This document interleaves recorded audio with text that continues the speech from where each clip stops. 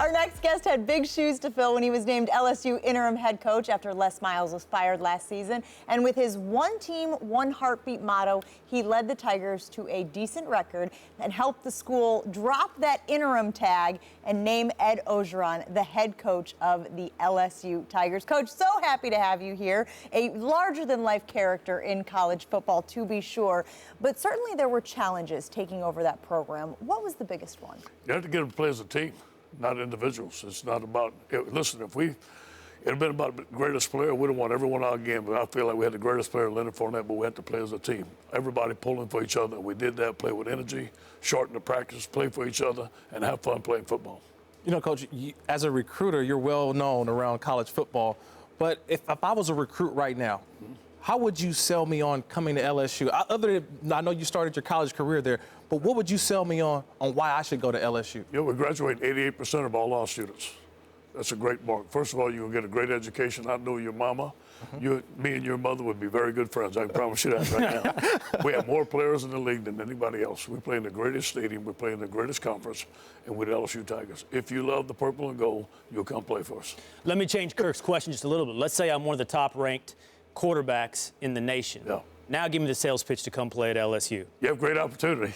No question Tell me about that. it, because it has been a problem for a while. Yeah, you know, we have a tremendous offensive coordinator, Matt Canada. He's had success in everywhere he's went. His quarterbacks have produced. They've been in the NFL. Some of them have been Heisman Trophy candidates. I think if you come to LSU, you're going to have a great surrounding cast, tremendous receivers, tremendous offensive line, great running backs, and an opportunity to play in the best conference in the United States. You know, this is not your first time being a true head coach in the SEC. I go back to when you were at Ole Miss for those 3 seasons. You were fired, but what did you learn from that opportunity that helps you a little bit better now when you have this opportunity at LSU as a head coach? Yeah, I learned how to be a head coach. You know, there's no manual on how to be a head coach. So I went out there as a defensive line coach, coached the team, coached the quarterbacks like I coached Warren Sapp. Guess what? It didn't work. You know, you have to coach the team different. Right. Had to be a CEO. Treat the players. Let the players know that you care about them, number one. And number two, that you have the knowledge to get them there. And I let all of our coaches coach their group. I don't overmanage their group. Let them take care of their group, and it all worked.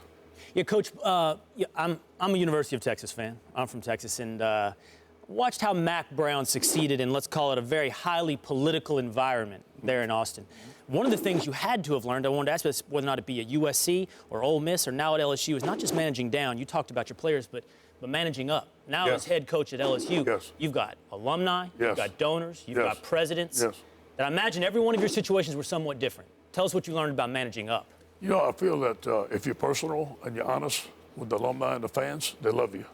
And I can go to any home in Louisiana, wherever it may be, and I can relate to those guys and communicate with them. So I feel comfortable in doing all those jobs.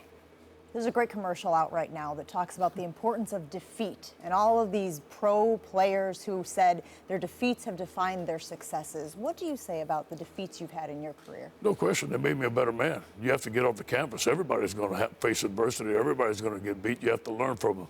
And one of my mottos is not make the same mistake twice.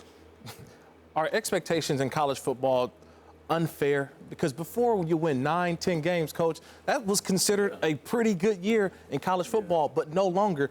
Are the expectations too high? And then also, if you don't beat Alabama, why is that considered not having, or you're compared to your season not being good if you don't beat Alabama? Well, I think the expectations are great. That's why you go to LSU. That's why you play in the SEC. And listen, hey, Alabama's done it. But you know what? When you do beat Alabama, when you do win the SEC West, when you do win the SEC and you win the national championship, it makes it all worthwhile. You mentioned earlier in your first answer to Kirk that Leonard Fournette was the best player in college football last year. Now he's on to the NFL. We've seen rookie running backs like Zeke Elliott have an immediate impact in the NFL. What are you looking for? What should we look for to see from Leonard Fournette this next year? Immediate impact. A very mature young man. Leonard's a father. He's a great player. He's a great team guy. Can catch the ball out in the backfield, understands blocking schemes up front, will be a great pro. I saw this picture floating around on the internet, Coach.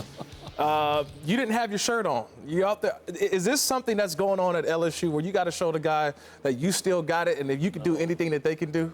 No, it's a hot summer day. I was jogging on the river by myself. Didn't think anybody would show up. I learned a lesson. Next time I'll have my shirt on. That's all that was. Paparazzi got you? That's all that was. You said you don't make the same mistake twice. Don't make the same mistake twice. That's right.